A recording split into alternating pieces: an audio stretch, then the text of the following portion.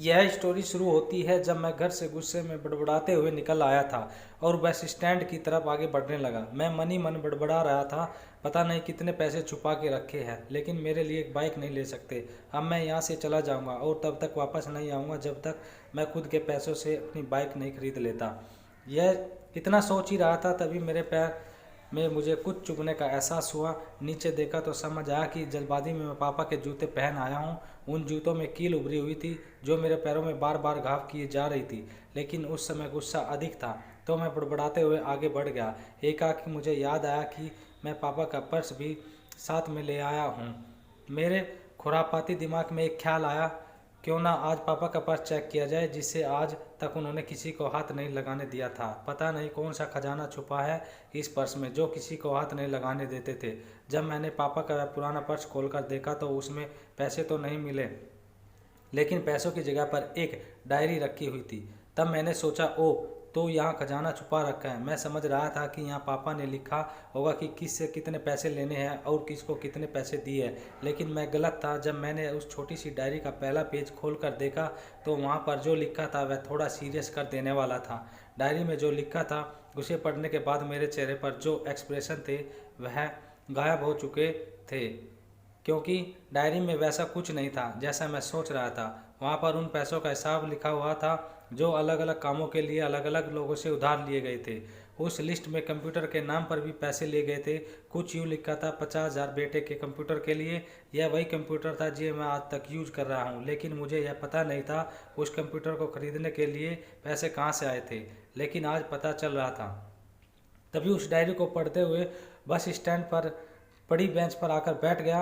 अब उस डायरी का आखिरी पन्ना बचा हुआ था। उस पन्ने को जब मैंने पलट देखा तो वहाँ कल की डेट लिखी हुई थी। तारीख के नीचे लिखा हुआ था 50,000 रुपये बाइक के लिए। बस इतना पढ़ा और दिमाग सन रह गया। अब मेरे मन में कोई भी शिकवा गिला नहीं बचा था, बस मेरी आंखों से आंसू चले जा रहे थे।